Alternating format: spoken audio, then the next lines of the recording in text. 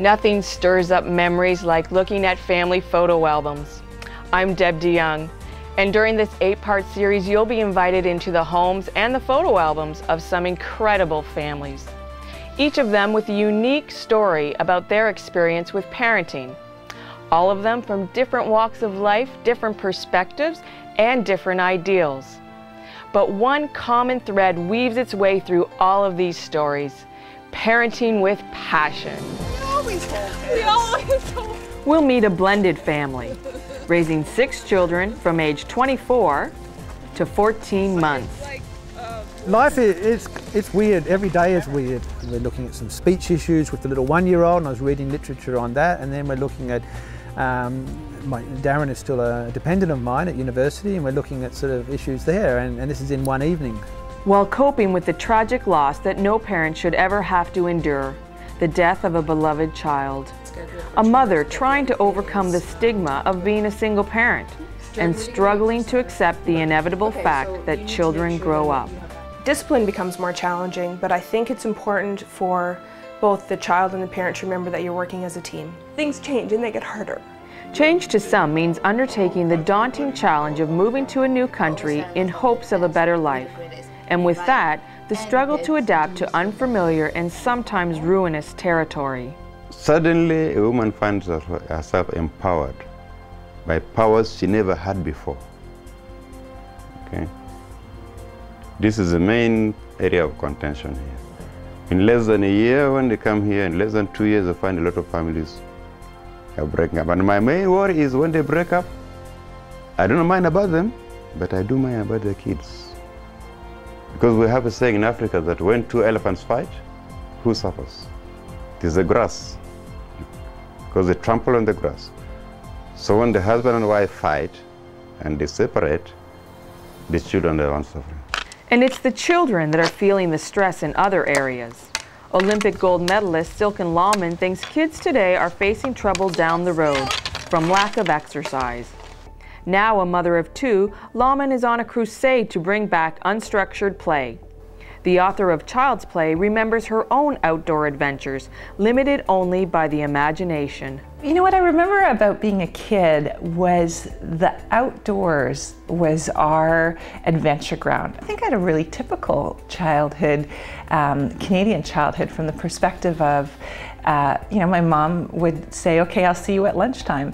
And we would meet with friends and neighbors and while away the hours. I mean, whether it was riding our bikes, whether it was going to play a game of baseball, we just, you'd be onto something and then you get a little bored and then you'd be onto something else and you'd be using your imagination, climbing trees, building forts. Dylan, I'm Walter. Dylan. There really isn't a need for an introduction here. Walter Gretzky is a regular visitor at this school, not because his own children attended Brantford's Greenbrier, but because the special education classes here are dear to Walter's heart.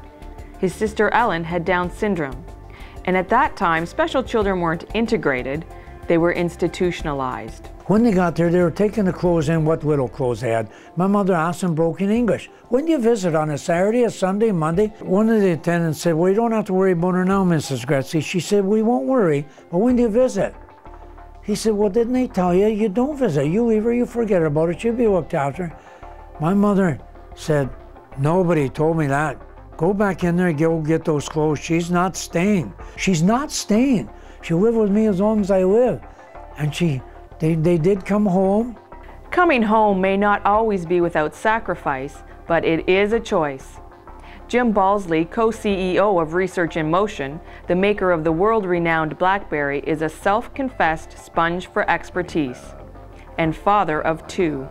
In every issue I deal with in life, it's real simple for me. I go find the smartest person on that issue and I ask them what they would do if they were me. And there's lots of cases, but I remember one person who had just become a grandparent and talked about how much they traveled and were away.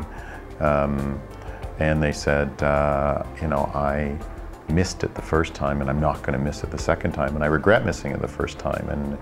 And they said, don't do it. And I took that as gospel. And so, I make a real effort. Most of my trips are day trips. I'm overnight or I'm out for the day. Barbara Coloroso is an internationally recognized speaker and author of several parenting books. According to Colaroso, there are 6 critical life messages that we should be giving our children every day. One message is, you are listened to. Sounds simple enough, but think about it. Do you really listen to your kids? He has a big zit right in the middle of his face. And we could say, oh, don't worry, I had 30 when I was your age. That's not listening. Nor is, if you hadn't eaten the French fries and the chocolates, you wouldn't have that zit. No, you put your arm around a kid and say, that's a bummer. I remember what it's like to have a zit right here. Feels like your whole face is aglow. Let's see if we can't get something to cover it up and to clear it up, which says to a kid, I hear you. And what about the reverse? Are the kids listening to us? 14-year-old runner Leah Robinson heard something while on the track of the 2008 Beijing Special Olympics. Cheering the competitors on? Spectators numbering 91,000. I don't hear the crowds, and I think that really helped when I was in Beijing because it just sounded like white noise to me. But actually it was weird because the only person I heard, and this is going to sound cheesy, was my dad, just screaming Leah. The power of encouragement. There are a number of books on the shelves reminding us of the power of a parent's words. But Craig Kielburger, the child rights activist who started the international charitable organization Free the Children at the tender age of 12, says many of these books are missing something. Parenting with a passion, about truly not treating your child as some end product, but treating your child as a caring, compassionate, young, active citizen who will go on to do wonderful things to fulfill his or her unique potential.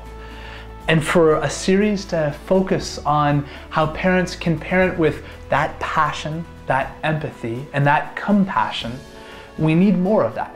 And there is more. Dr. David Suzuki and his daughter Severin. People often ask me what's the most important thing I've ever done, and I always say my children. The Honorable Jean Augustine, TV personality Jeff Hutchison, Senator Pamela Wallin. My parents gave me everything. Gap Adventure CEO Bruce Poon-Tip, recording artist Justin Hines, and of course, all of our incredible families who openly share their stories about parenting with passion. It's brilliant, it's positive, it gets right down to the core values. It's what it's all about, it's what life is all about. So thank you for being a part of this outstanding event, and the series is going to be super successful, and you heard it first right here from Mac Voicing.